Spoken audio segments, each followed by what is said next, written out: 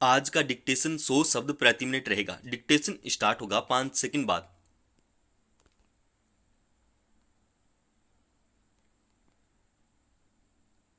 Start. आवागमन और परिवहन के मामले में देश की जीवन रेखा कही जाने वाली भारतीय रेलवे की संपत्ति को नुकसान पहुंचाने के साथ रेलगाड़ियों को पटरी से उतारने की निरंतर हो रही घटनाएं चिंता पैदा करती हैं। सवाल उठना स्वाभाविक है कि जो घटनाएं सामने आई हैं वे किसी साजिश का हिस्सा हैं या फिर सिरफिरों की खुराफात। इसके पीछे की मंशा का पता लगाना भी रेलवे की सुरक्षा के लिए सबसे ज्यादा जरूरी है। ऐसा इसलिए भी क्योंकि ऐसी घटनाएं न केवल सुरक्षित व आरामदायक सफर की उम्मीद करने वाले रेल यात्रियों के जीवन को खतरे में डालती हैं, बल्कि देश की आर्थिक और सामाजिक गतिविधियों को भी प्रभावित करती हैं। पिछले 1 साल की घटनाओं पर ही नजर डालें तो लंबी फेहरिस्त बन जाती है। वंदे भारत ट्रेन पर पथराव की कई घटनाएं हो चुकी हैं। गत वर्ष चित्तौड़गढ़ भीलवाड़ा रेलवे ट्रैक पर सोनियाना और गंगरार के बीच रेल ट्रैक पर पत्थर रखकर वंदे भारत ट्रेन को पटरी से उतारने की कोशिश की गई थी। प्रयागराज में रेलवे ट्रैक पर 5 किलो का सीमेंट ब्लॉक रखकर वंदे भारत की बेपटरी करने का प्रयास किया गया था। रविवार को ही कानपुर और अहमदाबाद मार्ग पर जिस तरह से रेलवे ट्रैक पर बाधा उत्पन्न की गई उसका पता लगाना भी जांच एजेंसियों के लिए बड़ी चुनौती है।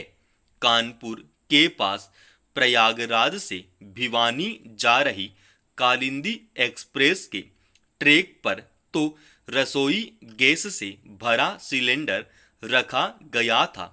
ट्रैक के पास ही पेट्रोल से भरी बोतल, माचिस और एक थैले में ज्वलनशील पदार्थ का मिलना कोई साधारण बात नहीं है।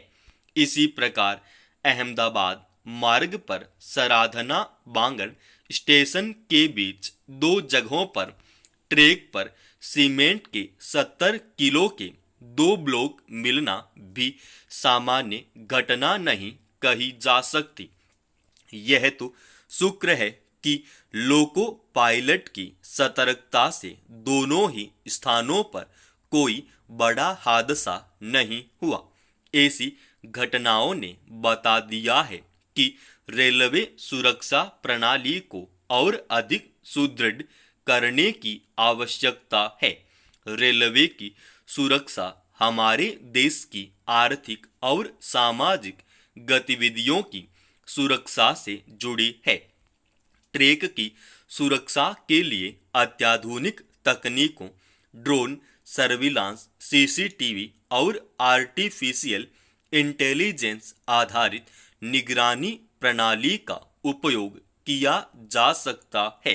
रेलवे ट्रैक पर नियमित गश्त के साथ साथ स्थानीय पुलिस की भी सक्रिय भागीदारी होनी चाहिए।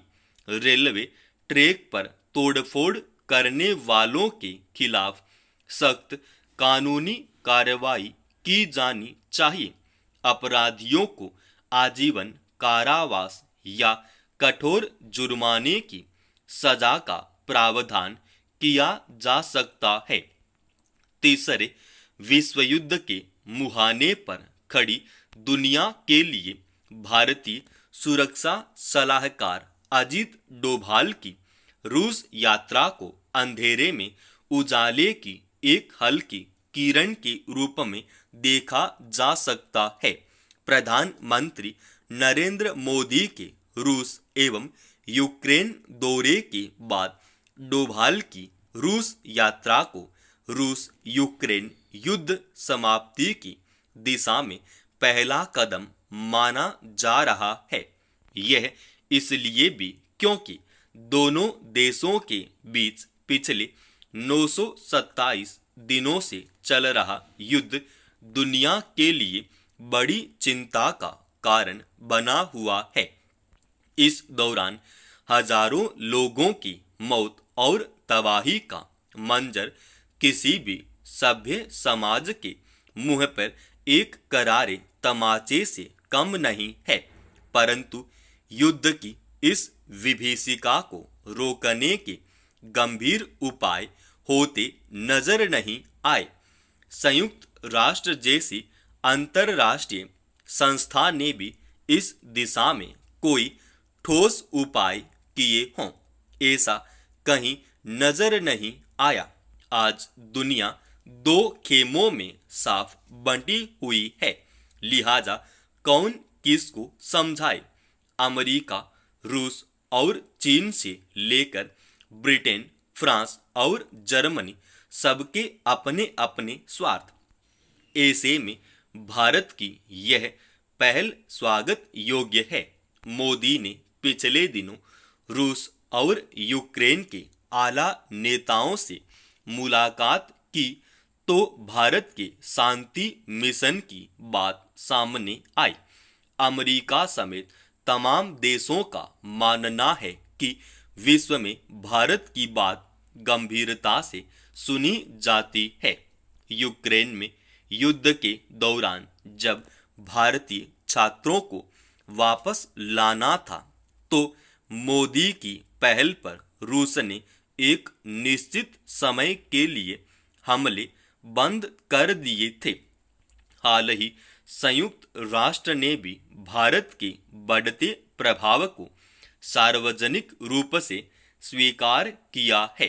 भारत के रूस से जितने अच्छे संबंध है, अमेरिका के साथ भी संबंधों में उतना ही मधुरता है। ऐसे में भारत के प्रयास रंग लाते हैं तो यह भारत के साथ साथ दुनिया के लिए सुकून भरी खबर होगी। भीषण युद्ध के दौरान भी भारतीय प्रधानमंत्री ने रूस और यूक्रेन की यात्रा करके यह स्पष्ट किया था कि भारत किसी भी खेमे में खड़े होने की बजाय शांति एवं अपने हितों को प्राथमिकता देगा। अजीत डोभाल की यात्रा ऐसे समय में हो रही है जब संयुक्त राष्ट्र महासभा की बैठक के लिए भी दुनिया भर के नेता अमेरिका में जुटने वाले हैं।